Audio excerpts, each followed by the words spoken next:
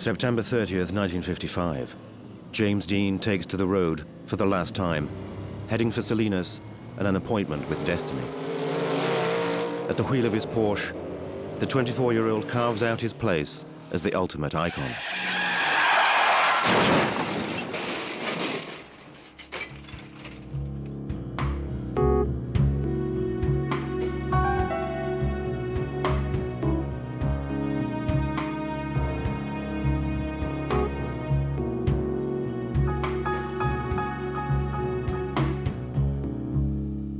I don't think anyone will ever be remembered after their death, 50 years like James Dean is. He's a name today, probably more so than he was when he was alive. In Hollywood, what it is, even today, which is really amazing, people will say about a new young actor, maybe he's the next James Dean.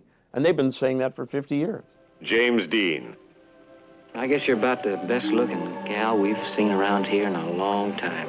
The star who became a legend, who spoke for all the restless young as no one has before or since. Why, thank you, Jen. At his death, James Dean is still almost an unknown and has just completed his third film. But the three roles he plays and his particular personality confer on him the image of the consummate rebel. His mark on Hollywood is indelible.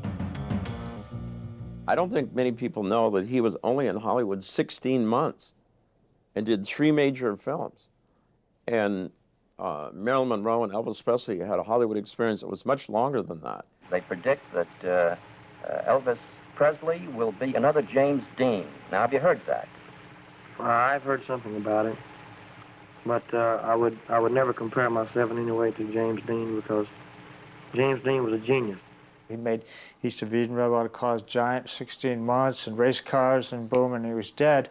And it's just kind of all very dramatic, just like his life was. Were it not for his death, he'd probably just be another old actor today. But he died at the right time, and he died in a dramatic way. There's kind of a what-if to it. A tragic death happens very quickly, and that seems to be a central theme for all of them. Monroe, of course, had it. Presley had it. And obviously James Dean had it. Being frozen as a 24-year-old is just an amazing phenomenon that nobody's ever repeated that or been this popular this long after he's been dead. Live fast, die young, and leave a beautiful corpse, said James Dean. A challenge he met only too well. That's the story of Rebel Without a Cause. It really happened. Jimmy always had a lot of confidence in himself, and he'd always told my mom and dad that if he could just get a break, he'd make it. He seemed to have this drive to be a success fast, and of course, before he was 24 years old, he had made 3 movies, so he did do it fast, and he seemed to be in control. Dean's career takes off in March 1954. He turns his back on bit parts for TV and makes his first movie with the hottest director around, Elia Kazan. Kazan had seen him. He gave him a screen test in New York for East of Eden. And the only competition he had was another young actor named Paul Newman. And Dean got the part. Warner Brothers had to seek out vibrant new personalities, tap new sources of talent, create new stars. James Dean as Cal, the wildest boy you've ever met. It was really a thrill to see Jimmy up on the screen, and of course we didn't know how much he would be in it, and turned out he was in it almost all the time. But to me, it never seemed like he was acting in East of Eden. It just seemed like that was Jimmy up there. It was a very, very powerful performance.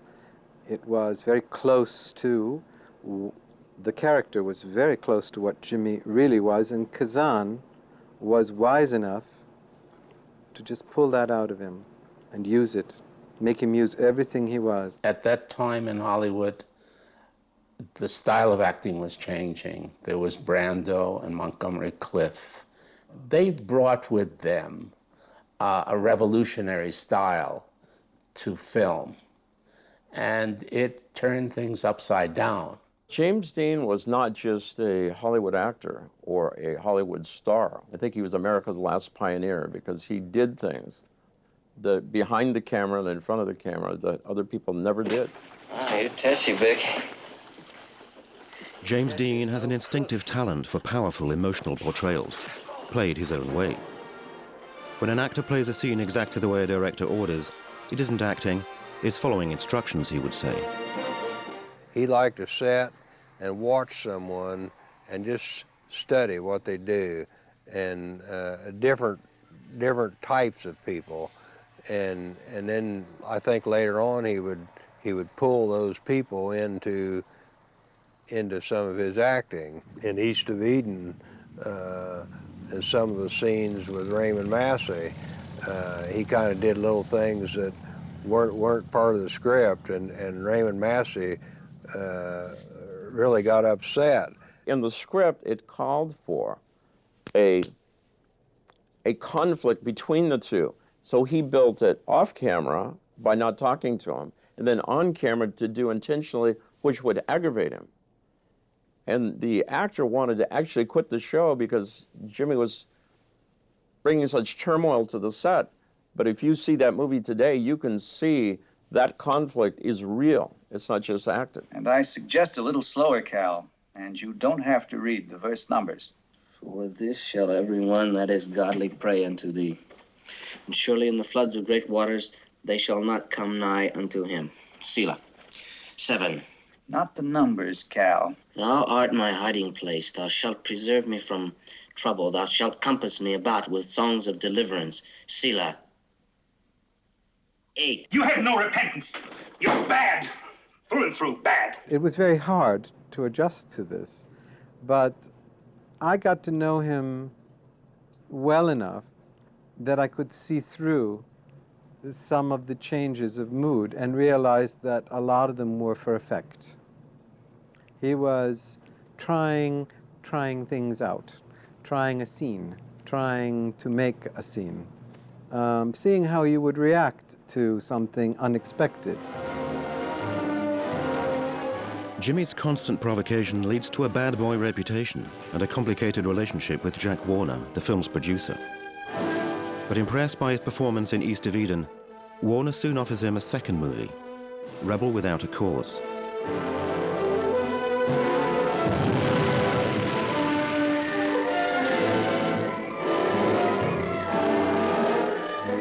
The film came about because he had a contract with Warner Brothers.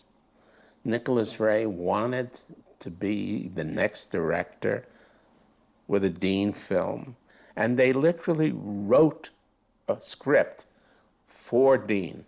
They knew that they had potentially a big star.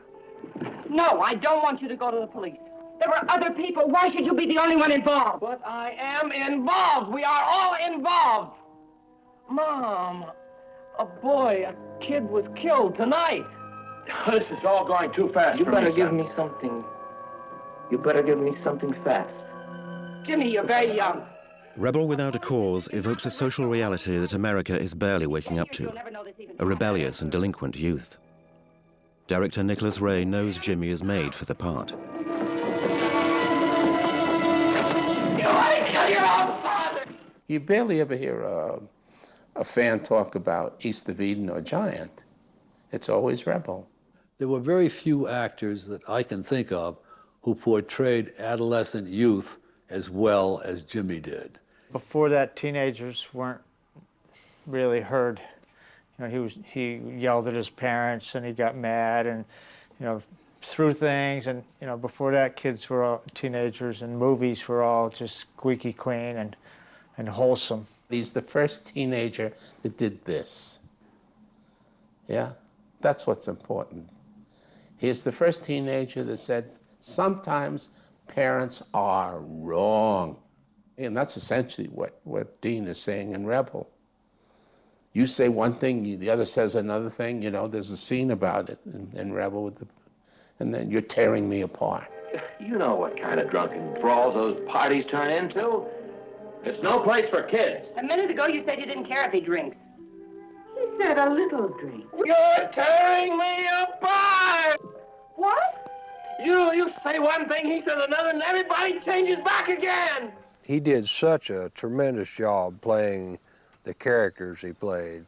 And honestly, I think some people get the characters mixed up with the James Dean himself. It is conceivable, at least, that the young at the time of Dean's death were looking for an attachment, looking for a human being, looking for a symbol to attach their own frustrations and anxieties and anger. And it coincided with not only that a movie was made about that particular aspect of the young, Rebel Without a Cause, but he died, so he became the martyr. When they had the funeral for him was on exactly the same day that they released Rebel Without a Cause. I think the timing of that event probably increased his popularity 1,000-fold. They released Rebel about a week after his death, and it was just kind of sad to see him up there on the screen and knowing that he wasn't here anymore. All the ingredients are set for a legend to be born. Captured in the brilliant bloom of youth, James Dean becomes a worldwide phenomenon. His image is printed everywhere, and there is a surprising abundance of photos for such a short career. There are many pictures of Jimmy because he wanted many pictures, because it's conceivable he knew he would die young and he wanted to leave a legend. And I came along and proposed the ultimate legendary project. Let's go back and do your life. One has to keep in mind that I had no idea he was going to die. So the photographs become legendary, not with my intention as such, but that's the case. Dennis Stock and his camera accompany James Dean as far as Fairmount, Indiana, where he grew up. It is February 1955, the last time he visits his family and his cousin's last memories. No one had any idea that we were never going to see him again. The fact that Dennis took all his photos and they've been in magazines and books and things, you know, every time I see one of them, it brings back memories, you know, of when he was here. It was a very happy time. It was right after Christmas, and I got this little Jaguar toy, and it was a car that you could take apart and take the wheels off and take the motor out of. And, you know, he got down on the floor with me and played with that. For a joke, Dean asks Stock to take a photo of him in a coffin. 8 months later, his body would once again lie in the same funeral parlor. On the farm, he was all right, but then I photographed him in a coffin. He wasn't so all right. You know, that there was an unbalanced human being there. Unwittingly, Dennis Stock provides posterity with a different Jimmy Dean, the fragile and touching farm boy whose life began with a tragedy. Jimmy's mother died when he was 9 years old, and he came here to live with my folks. My mom and dad raised him from age 9 until he left here after graduating from Fairmount High School. And to me, he was just like an older brother. He is coming from a quiet place, but he's still a very angry young man because he lost his mother when he didn't want to. And nobody can explain to him why. So he is rebellious.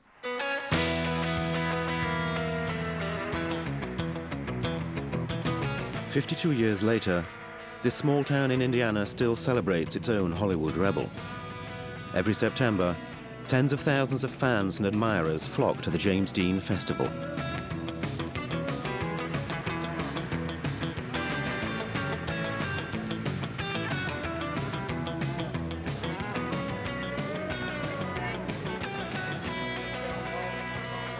We're studying this subculture that's called gravers. And gravers are men and women of all backgrounds, socioeconomic level, ethnic backgrounds, who are interested with dead celebrity icons. We get James Dean fans that visit Fairmount from all over the world, and you can't tell a James Dean fan by looking at them. Artists, doctors, lawyers, punk rock kids, you know, bikers. What makes an icon successful, one that can be long-lasting and have a long following, is they have to have a number of things. First of all, they have to have a place. You know, a place where people can go and walk where they walked and see what they saw and touch what they touched. And I'm looking for the name of the three actors. The three actors. The festival kicks off with the Main Street Car Show.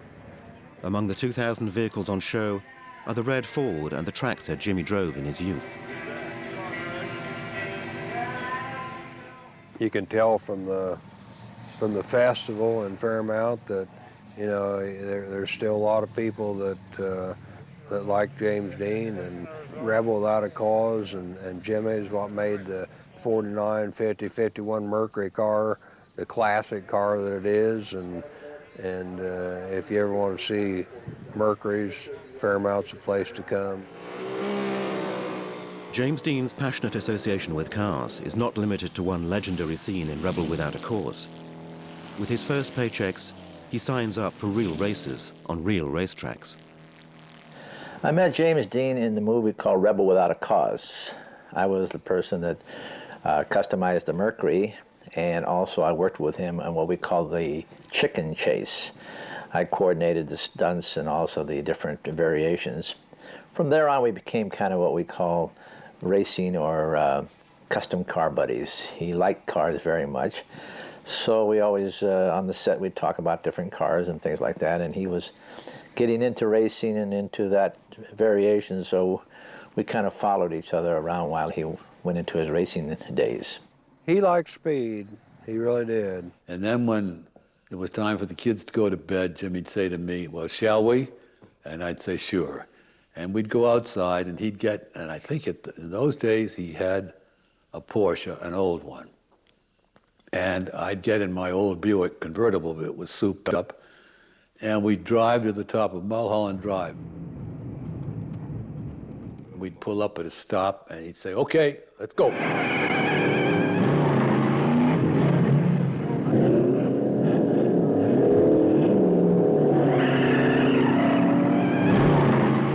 He always won because he had a faster car and was a better driver, I'm sure. That everybody, when they heard he was going to race in Palm Springs and Bakersfield and Santa Barbara, that here comes this young actor, what could he know about driving? And Phil Hill, who was one of the world's most renowned racers, said he was terrifying everybody else before he got on the track. But once he got on the track, he was the most precise driver he had ever seen. He never endangered himself or any other drivers. He was a very good racer. He, with his short amount of time that he was driving and his experience he was getting, he could be and could have been one of the top racers. He took a lot of chances, and some people call him Daredevil, or possibly a man that didn't care about whether he crashed or got killed or not, but that's not true. He was just a very good racer, and to win a race, you have to take chances, or you have to know what you're going to do. His passion is of concern to the studio. Fearing that an accident will compromise shooting on his third film, Giant, Warner forbids Jimmy from driving before October 1st, the very day of the race in Salinas. Jimmy signs up. Jimmy called me and asked if I wanted to go to the racetrack with him. He was going to a racetrack, and he was going to race the new Porsche he'd bought. And I couldn't go with him to the race the following day because I had to be in Mexico to do an interview. And Jimmy tried 2 or 3 other friends he wanted to go with him, and no one was available. I was working in Switzerland, and I got this need to see him. I was working on a movie there. And so I got on the plane. Mutual friend picked me up at the airport of Los Angeles, took me to a house where Jimmy was, and then he said to me, come with me this weekend to ride. And I said, sure, I'd love to. And something turned in my brain, and I said, no, I can't. I had no idea why. I just simply said, I can't. The day before he dies, Jimmy's new Porsche is finally ready. When we went to the car lot where he was buying the Porsche, obviously he was excited, but I had no idea how excited until he insisted on every detail of the car being explained to him, shown to him. But he spent 4 hours with me standing there stamping my feet, waiting, while he went over every detail of that car, and he was so proud of that car. He really, I think he loved it probably more than he loved any woman. It is largely thanks to James Dean that Porsche has become a mythical brand name. For the past 20 years, the star of the Fairmount show is an exact replica of Jimmy's Spider. In pride of place at the entrance to the show, it captures everyone's attention.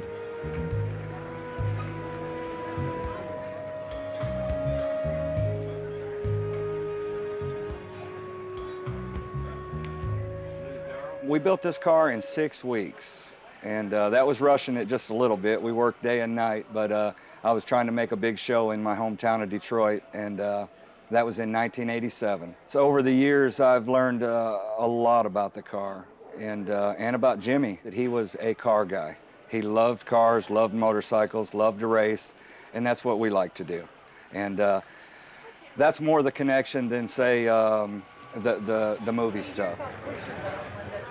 Original cars, they made 90 of them, so there's not very many left. This is a replica, and so there's several companies that are making bodies, and you could purchase one and build it. So there's probably a lot of them out there. Not too many done up with the 130s and the Little Bastard and the whole James Dean connection. The term Little Bastard was a term that a lot of different people claim, and I've read it repeatedly. But I personally believe that the one that really originated it was Jack Warner, because he could not control James Dean, and he called him a little bastard. And right after he bought the car, he took it to Barris's on Riverside Drive, and Barris lettered Little Bastard on the trunk. And then Jimmy purposely parked this new 550 Porsche Spider right outside in the parking lot so that Jack Warner could look out of his window and see that. Hollywood is locked into the star system, and Jack Warner cannot allow another studio to benefit from Dean's popularity. James Dean was really one of the first people to get a 9-picture contract. He signed that contract the last day of his life, really, with Jack Warner and George Stevens present. And it was a tool that Jack Warner wanted to use to control James Dean, because they figured that's the only way that they could do it, is to offer him a 9-picture contract for $1 million. And at the last minute, Jack Warner changed the contract to $997,000 just to make sure that James Dean did not ever get Hollywood's first $1 million contract. James Dean, however, does enjoy the unprecedented privilege of choosing 3 of the 9 films his contract demands. The night before he died, he came to see me, and he wanted to do a modern, contemporary Dr. Jekyll and Mr. Hyde. And I thought that was a very suitable subject for him because he had such a schizophrenic personality, so changeable. And so we talked about it and started to sort of kick ideas around. And he was going to sort of finance this script, and I was going to put it together. He had plans for the future that were incredible. He wanted to be a director. He did not want to remain as an actor. He wanted to be able to parlay that into becoming a director. And when he got his first camera, he began to take a lot of photographs. And he thought in terms of scenes.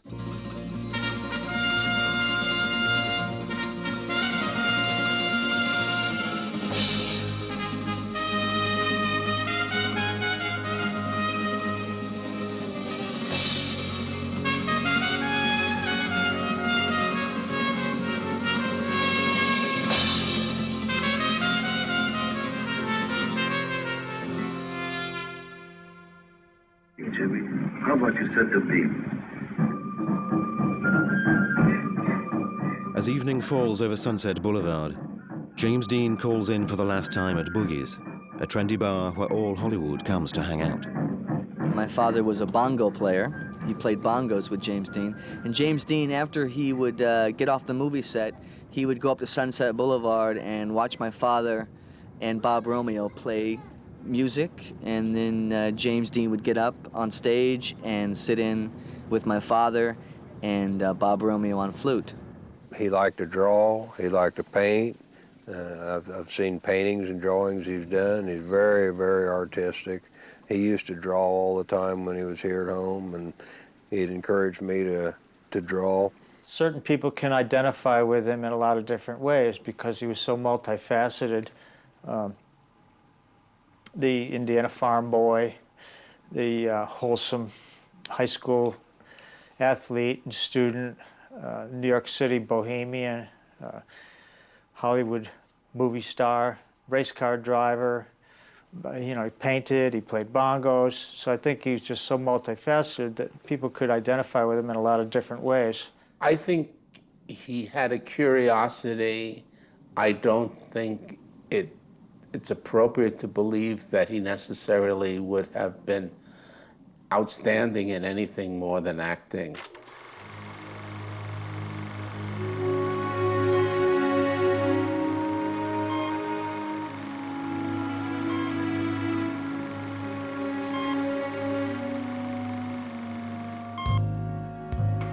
On the morning of September 30th, 1955, James Dean crosses Los Angeles for the last time. And yet he's still officially not allowed to drive. We saw him before he left when he was getting off with Hickman and Sandy Roth. They were off to the gasoline station, and the car was on the trailer. Of course, from there on, he took the car off the trailer and wanted to drive it. Of course, Bill and everybody, we all said, don't drive it. You don't want to drive it 300 or 400 miles clear up to Salinas for the race. I want to get some used to it, and I want to get into it. So it was just one of those things that kept falling into place that led up to the tragedy. There is something inevitable about the tragedy. Neither the studio ban nor the unreasonable distance he has to drive would change anything. Jimmy slides in behind the wheel.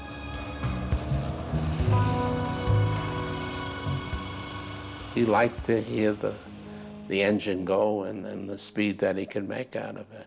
Jimmy was going very fast, much too fast for the road. Jimmy'd gotten a ticket on the way down. We traced back the route he had taken from the time he received the citation until the time of the accident, and he would have averaged about 70 miles an hour from the time he received the citation to the time the location of the accident. However, we did know that in this time he had stopped, so we know he was going much faster than this. Jimmy is not alone that day. Posterity will benefit from the presence of photographer Sandy Roth, who follows him, camera at the ready. I'm thankful that the photos were taken that day. We're able to capture his last moments as much as they could. But in his Porsche, Jimmy is much quicker, and he speeds past him. The last photo of Jimmy alive. Sandy will see him just once more at Blackwell's Corner, a store in the middle of the desert. Every day we get people asking about James Dean, on how he died, where he died. History states that he bought an apples and a Coke. That's what they say he bought. So what happens is people want to know, do we have any apples? Do we have any Coke? The store that we're in now is 3,200 square feet, and we're building a 20,000 square feet building. And it's going to have some James Dean memorabilia. It doesn't hurt. You know, people come in and they know that this was James Dean's last stop, so they want to stop here and get the feel. You know, it's kind of a neat story knowing that he stopped here and he drove 25 miles west and died. Towards the end of the afternoon, James Dean takes to the road again in his sleek silver machine, heading for the final crossroads.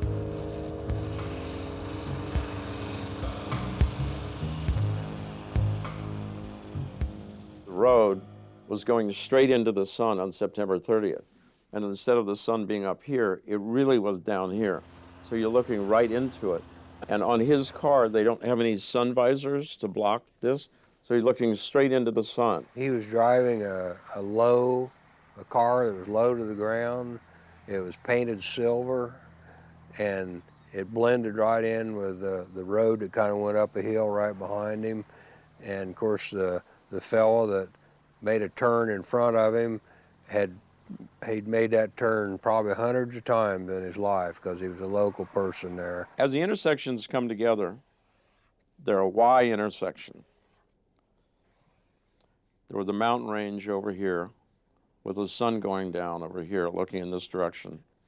But Jimmy's car was approaching, the Porsche was approaching down here. The Donald Turnipseed car was approaching from Paso Robles in this direction. So Donald Turnipseed had the opportunity to make the turn to Fresno to his left, as Jimmy had the right. It was a yield intersection. Evidently, what really happened is this Turnipseed didn't see him. The sun was setting to his rear, which reflected onto the asphalt. And there's waves in the road like this.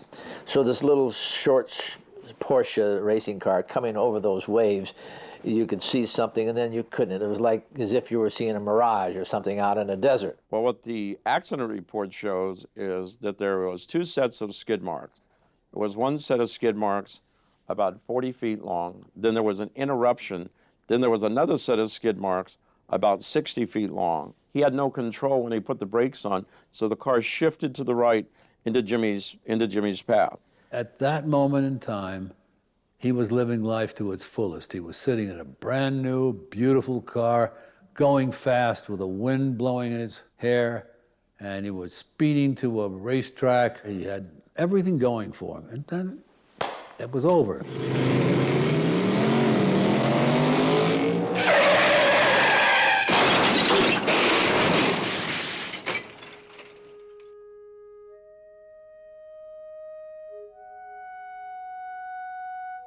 What better way to die? Doing something you love, and then in the midst of it, it's like dying in the middle of sex. Great.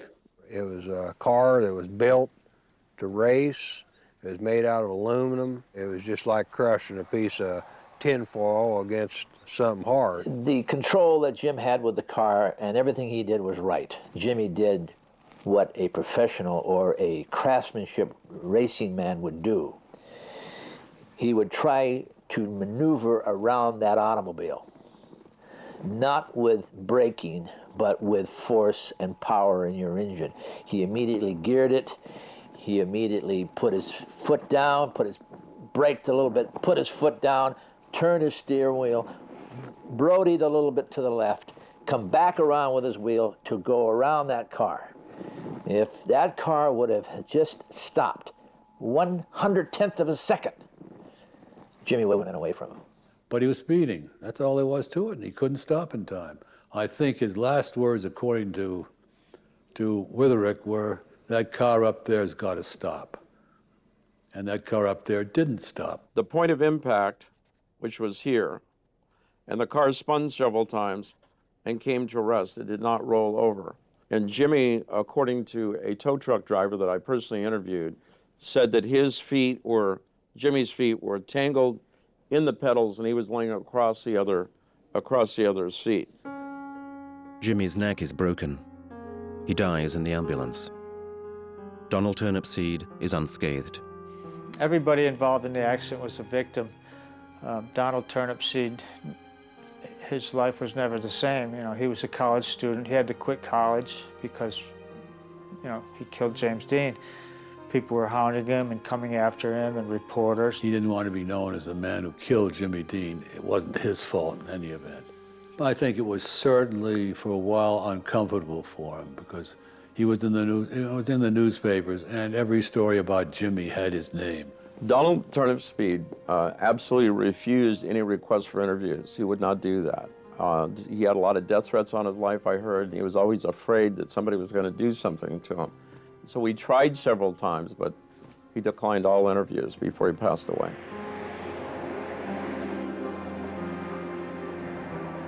Today in Cholam, a monument commemorates the moment on September 30th, 1955, when Jimmy encountered eternity.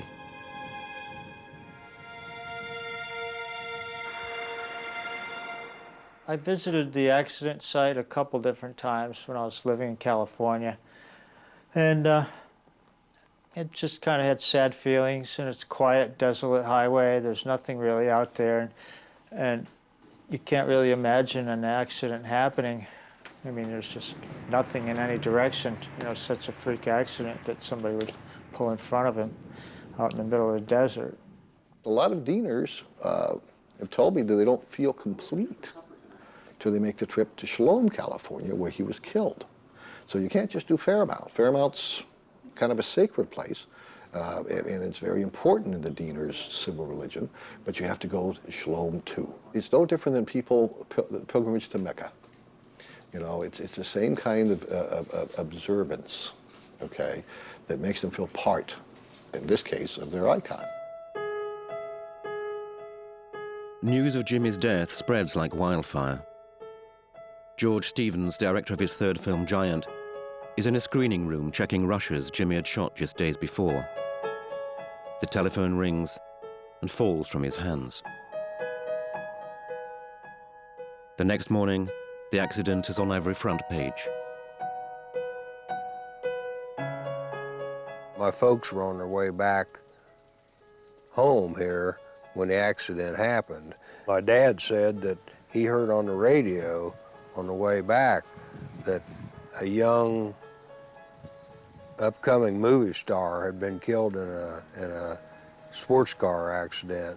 Well, he knew that Jimmy had just bought that Spider, and he just had a feeling that it was Jimmy.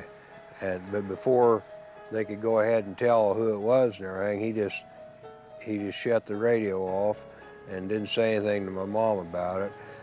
And he said he just made a point not to read any newspapers or anything like that, because if it was Jimmy, he didn't want her to know about it till he got home.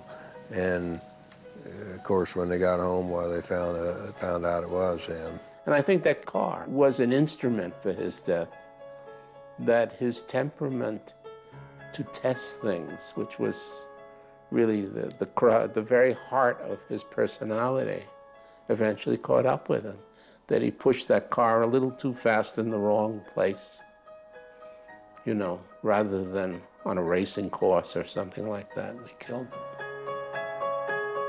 The myth initially builds around the idea that Jimmy was somehow responsible for his own death, with his need for speed and a tormented personality.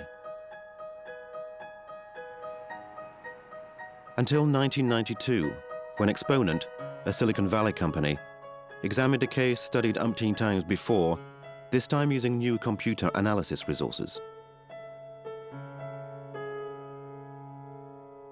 No one since the time of his death in 1955 had done an engineering or scientific evaluation of the accident. So we had access to the police report, we had access to site photographs of the accident scene.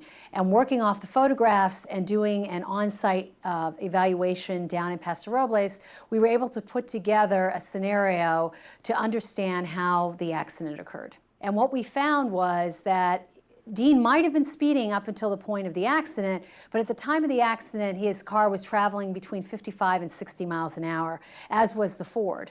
So the police report, which said that Dean was traveling in excess of 70 miles an hour at the time of the accident, in our opinion, was wrong. The fact that he died in a very tragic accident in a very high-performance vehicle, in a situation where everyone said it was his fault, I think it probably adds to the myth. The Dean effect is immediate. 1 week after the accident, 3,000 unknown faces joined Fairmount's 2,000 inhabitants at their idol's funeral. The church was full, and they had opened the windows of the church, and so people outside could hear the sermon and so forth. We came in to the church, and in the front row was the family. And we just sat to the side and we let it all happen, you know, sort of dazed. And then eventually, when it was over, we walked up and went up to Marcus.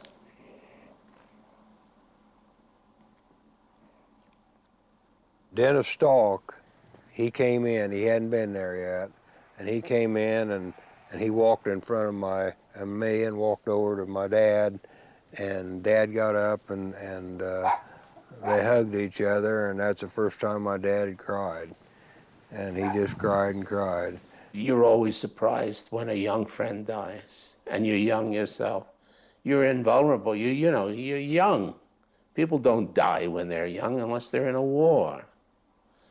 You know, sure, it was traumatic. I left Hollywood. I just stayed around, went to Indiana for the funeral, and then I said, I've had it enough. There was 4 girls that I remember reading about that they committed suicide within a week after Jimmy died, which was very unusual. And when thousands and thousands of pieces of fan mail went to Warner Brothers, they had no idea what they really had in his popularity. But popularity has a downside: rumor. Books and magazines vie for the hottest revelations and scandal. Jimmy's life is dissected and analyzed, particularly his sexuality. I didn't know anything really about Jimmy's sex life until after he died. Then when he died, I began to interview friends, many of them male, and many of them claimed, and I wasn't there so I don't know, to have had relationships with him. There were so many stories that it seemed to me that it was likely that there was some truth to the fact that he was bisexual, not homosexual, but as he put it once to me, I'm not going to go through life with one hand behind my back. The difficulty was really trying to sort through all of the things that had been said about him. Somebody would have a rumor and they would put it in a book, and then the next book would expound on that rumor and basically turn it into a lie. Really, it wasn't true about him at all. Or they would take something he said and then take it out of context, and that began to build a legend of what he was. His sexuality, it's a question of your own sexuality. You're gay, you want to believe that Jimmy was gay. You're straight, you want to be certain that Jimmy was straight. Hey, he was all things to all men, or women. What was true was that he had had the impact on people to make them want to invent incredible tales about him. He made them want to make him more important. It was amazing. And they did. They supplied everything. They were, in themselves, the best public relations machine I have ever seen. The line between rumor and mythology is a fine line. Fans are quick to cross it. They have prophecies. For example, the famous car commercial that he did with Gig Young. Hi, Gig. We asked Jimmy over today because he's a racing man himself.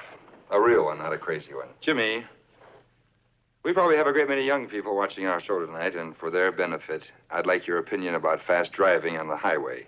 Do you think it's a good idea? A good point. I used to fly around quite a bit, you know. I took a lot of unnecessary chances on the highways.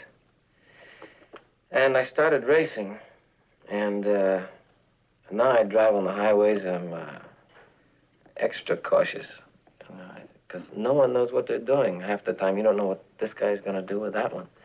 People say racing is dangerous, but I'll take my chances on the track any day than on a highway. Well, Gig, I think I'd better take off. Oh, wait a minute, Jimmy. One more question. Do you have any special advice for the young people who drive? Take it easy driving. The life you might save might be mine. Dean is referred to as the prophecy commercial. There's prophecy pictures. And the most famous is the Dennis Stock one, where Dean is in the picture window of the funeral home, and he's sitting up in a coffin. Another famous prophecy photograph, and that's how the Deaners talk about it, you know, prophecy photographs. There's a picture of James Dean and his cousin, Marcus Winslow Jr., when he was like 9 years old, pointing to a tombstone that says Dean on it. I don't know if you've seen this one, but that's another one. And Dieners use it as part of the, you could see it coming, it was a prophecy, that kind of stuff. They have all these different kinds of things that clearly tell us that this isn't Jesus Christ, okay? But it has the same symbolism. After all, the crucifix picture is huge among the Dieners. And that and very good promotion keeps them going. There's money invested in the Jimmy Dean image, and there are very good marketing people who keep pushing it, coming out with new dolls or new ashtrays or what have you, and they keep plugging away at this. So that's part of it. To me, that's a major part of the equation. It's commercial. The last weekend in September is Fairmount's most lucrative. It's not easy for the fans to leave the James Dean Fest without stopping by Rebel Rebel, the souvenir store. Probably the world's biggest collection of James Dean memorabilia and spin-off products. 411 is your change. 1, 2, 3, 4. Thank you. 422. 10. About 750. There you go. Enjoy it. Thank you. Thanks. T-shirts are popular, of course. Books are always popular. Books with photos of him. Items of memorabilia just make you feel closer to that they're gone. You're never going to be close to them. I guess it's a spiritual, metaphysical communication or closeness. At the peak of my collection, I had to have everything, magnets, little doodads, pens, writing pens, you name it, buttons, right up to clothing that he owned and wore, and drawings and paintings that he did. A metaphysical connection which can be measured in dollars and which perpetuates the image. With new generations of Dean fans appearing all the time, the James Dean business has a healthy future, as the agent who manages his image can confirm. We're talking about a property that is really a brand. It's really no different than a Ralph Lauren, Tommy Hilfiger, or something like that. James Dean's very big in Asia. He's very big in Europe, South America. And so we're talking about hundreds of different companies and obviously selling many, many, many millions of dollars worth of products on the marketplace. It's hard to estimate exactly how many hundreds of millions these products generate, but the machine is well oiled and ticks over by itself. Those products do help perpetuate the legend of James Dean, and he's been deceased now for 52 years, and that's several generations of young people that continue to adore and want to buy products associated with James Dean.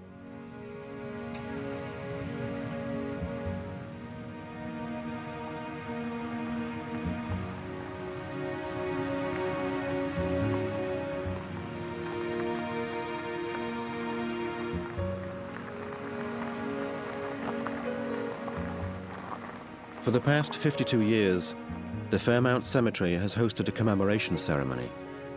On September 30th, fans from around the world, from Indiana or Japan, come to celebrate their icon.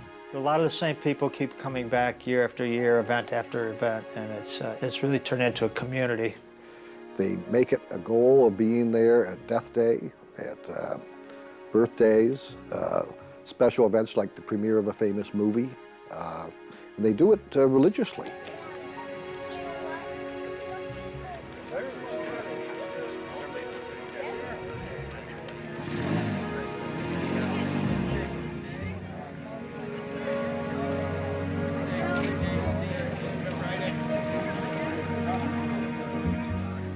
I have seen people at the ceremony and at the cemetery. When Marcus Winlow Jr. arrives, I have literally seen people approach him and go like this, just to touch him. And I've even seen people with one finger, the same way they do on the grave, on the stone itself.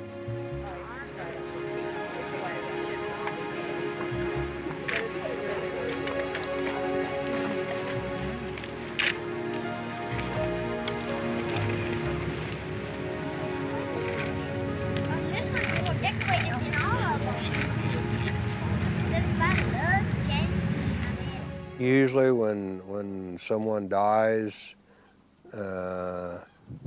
you're kind of allowed to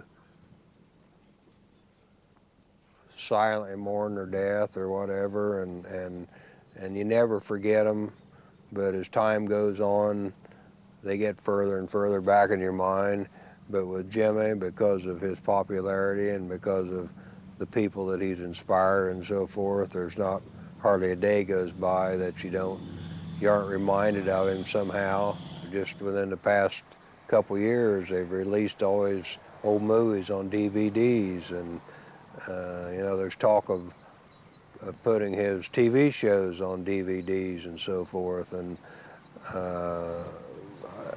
James Dean's going to be around for a long, long time.